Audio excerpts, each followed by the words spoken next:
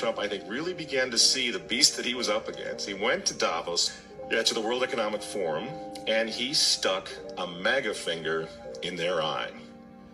We're committed to conserving the majesty of God's creation and the natural beauty of our world. But to embrace the possibilities of tomorrow, we must reject the perennial prophets of doom and their predictions of the apocalypse. These alarmists always demand the same thing: absolute power to dominate, transform, and control every aspect of our lives. We will never let radical socialists destroy our economy, wreck our country. 2 days after Donald Trump gave that speech, the 89-year-old leftist weirdo billionaire George Soros made an emergency intervention where, at Davos, once again, warning that the U.S. 2020 election will determine the, quote, fate of the whole world. Now, in the context of Davos, take a look at this one more time. This is a month after Donald Trump addressed Davos and stuck the MAGA finger in their face. Here's what Francis, the Vatican, and Jeffrey Sachs had to say in response. And it is a dangerous country right now. It will be absolutely dangerous if Trump wins re-election. Trump wins re-election. Trump wins re-election. Francis invited this guy to the Amazon Synod as an honored guest and advisor. He's also Bernie Sanders' advisor.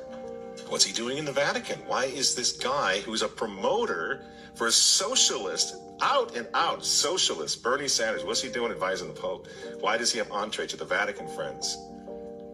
Sachs supports abortion and contraception, but that's not a problem for the Vatican.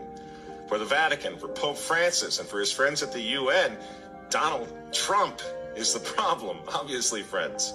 Clearly, I consider the Trump administration a danger to the world, but I regard it as a purely temporary phenomenon that will disappear in 2020. Do you get it? Do you see why there's so much hate for Trump?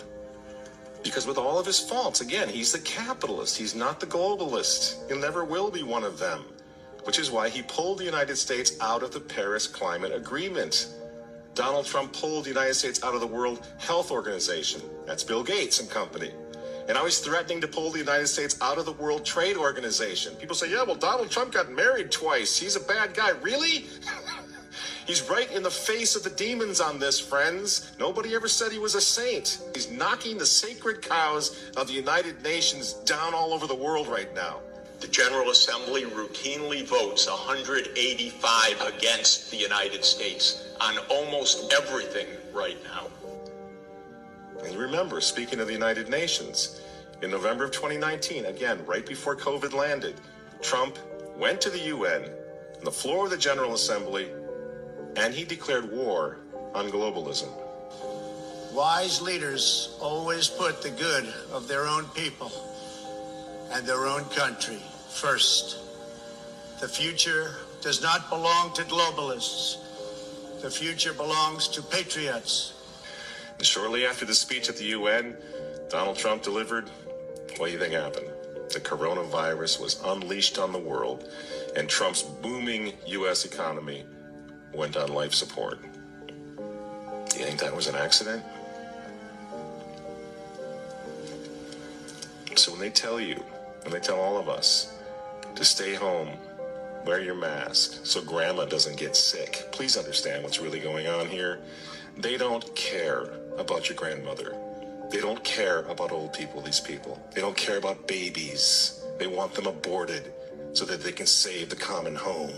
Abort babies, millions of them all over the world. They don't care about babies. They don't care about old people. In fact, if you want to save your grandma, tell the globalists to stay the hell away from her.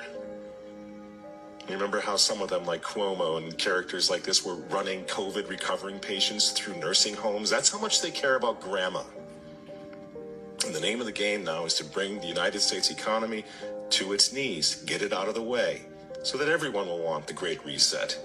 Make the new normal so intolerably abnormal that even you and I, maybe, at some point in the near future, will be begging for the vaccines because we'll be driven crazy by that point.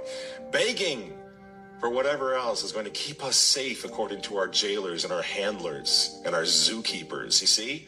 That's what they want. That's why they keep using this term, new normal. You know what we do to fight back? Go to work. Go back to school. If you're healthy, take off the mask. And for heaven's sake, go back to church and pray that Trump wins in November. That's what the reset was on. That's what the Russia hoax was all about. That's what the impeachment hoax was all about. Don't you see? For 4 years, I've been trying to stop this man, because if he strengthens America, if he makes it great again, if he brings the economy back again, the reset won't happen. The New World Order is going to be set way back. Who knows when they're going to have another COVID opportunity like this one again, and they know it. So ask yourselves why they hate this man. These folks, these men, they hate God. They hate the unborn. They hate the traditional family. They hate you. And they hate Donald Trump, whose political opponents, by the way, right now are knocking statues of saints to the ground. They're beating up cops, and they're burning flags. You say you don't like Trump. I'm sorry, friends, but who cares? That doesn't really matter anymore. But you think of Trump's personality or his tweets. Look at the big picture. The choice is simple, friends. Stand with America right now, or fall with the New World Order in the not-so-distant future. There's no other choice. I'm Michael Matt for Remnant TV, and we'll see you next week.